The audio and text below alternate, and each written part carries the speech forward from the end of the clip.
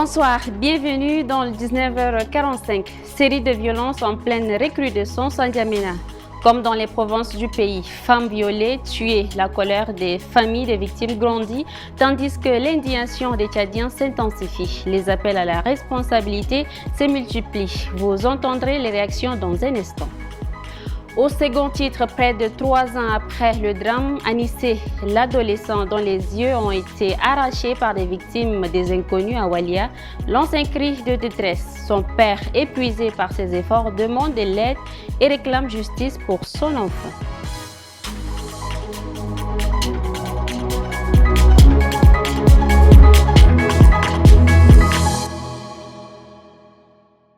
Bienvenue à tous. Le climat de violence continue de hanter Doba où un nouveau drame s'est joué, plongeant ainsi une famille dans la douleur.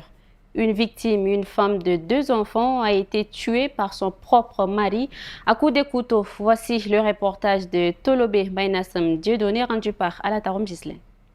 Le drame s'est déroulé vers 19h. La victime au cabaret a été surprise par son mari furieux. Ce dernier serait retourné à la maison avant de revenir commettre l'irréparable. Sous ses coups de couteau, elle succombe.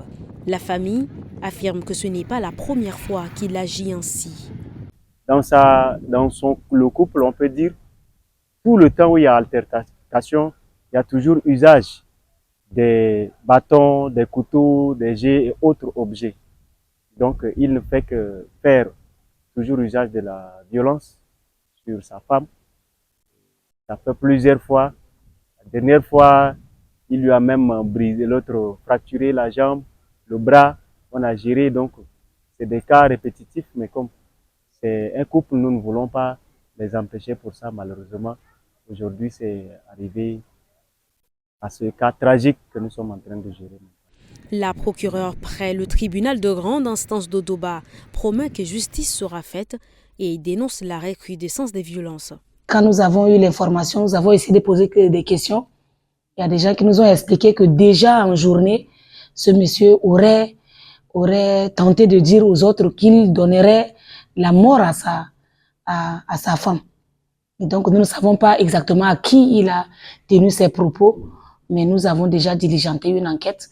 Et donc nous allons essayer de connaître les circonstances qui l'ont conduit à ces faits vraiment horribles. Depuis décembre, les autorités rapportent 18 cas de violences mortelles à Doba, souvent causées par des coups de couteau. Dans la capitale N'Djamena, comme dans les provinces, la violence faite aux femmes prend des proportions alarmantes. Récemment, une série de meurtres et de tortures a choqué la communauté, mettant en lumière une réalité sombre et souvent tue.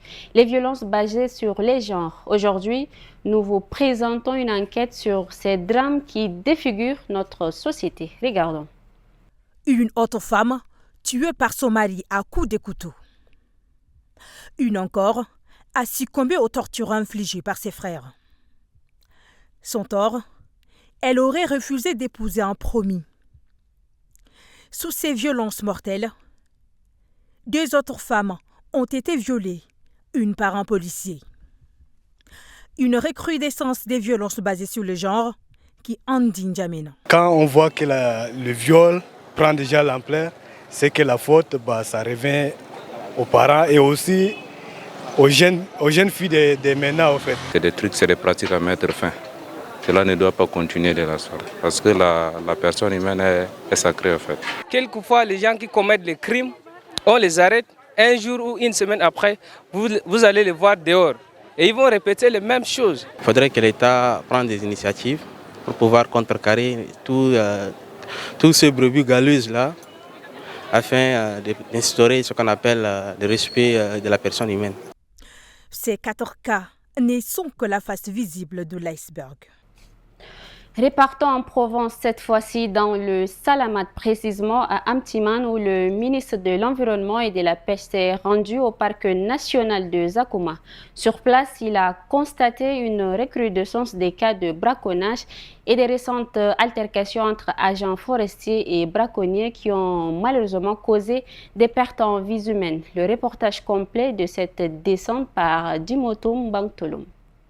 Accueilli par le gouverneur Abdoulaye Ibrahim et le directeur du parc, Babacar Matar Brémé, le ministre s'est rendu sur le site d'un récent incident impliquant la mort de 2 braconniers et la blessure d'un garde du parc. Cet événement s'est déroulé à environ 5 km à l'ouest du village Gousdiarat. Sur place, des instructions fermes ont été données pour renforcer la coordination et multiplier les patrouilles. Selon Babacar Matar Brémé, le braconnage a considérablement augmenté depuis décembre 2024, avec 12 girafes tuées en moins d'un mois, un chiffre bien supérieur à celui de l'année précédente.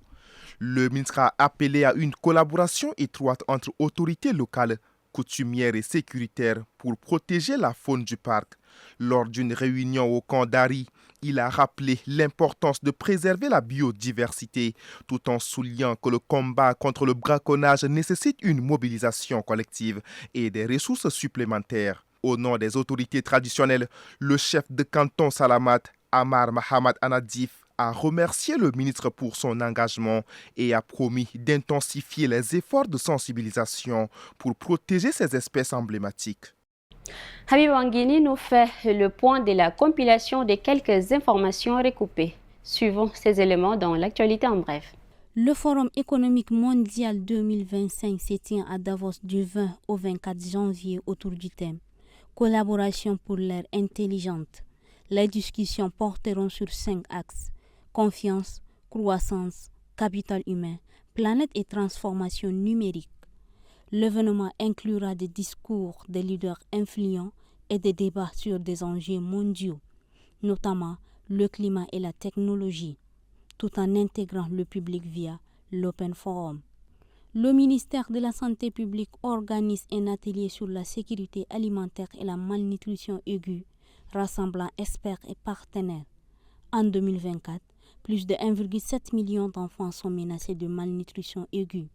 Le professeur Mohamed Bachir a souligné l'importance de l'IPC, un outil clé pour analyser et prévenir l'insécurité alimentaire, notamment dans les zones à risque. Les 240 agents de l'ex-ONAGES réclament 4 mois d'arriérés et appellent à un recrutement rapide à la fonction publique. Le ministre de la Jeunesse a assuré que des solutions concertées seront mises en œuvre pour atténuer les conséquences sociales et économiques de cette situation. Un enfant a été empoisonné par un produit couramment désigné sous le nom de Yombo, administré par l'épouse de son oncle dans le quartier d'Iguel, situé dans le 8e arrondissement de N'Djamena. L'enfant cohabitait avec eux depuis une longue période et est décédé malgré une évacuation à l'hôpital, selon une source proche.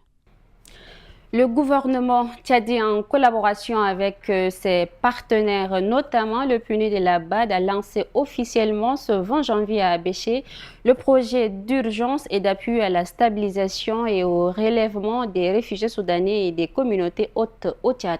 Cette initiative vise 3 provinces, le Wadaï, le Wadifira et le Sila. Guénandoum, Cynthia. Financé à 30,6 millions de dollars, ce projet vise à stabiliser, revitaliser et renforcer la résilience des réfugiés soudanais et des communautés locales.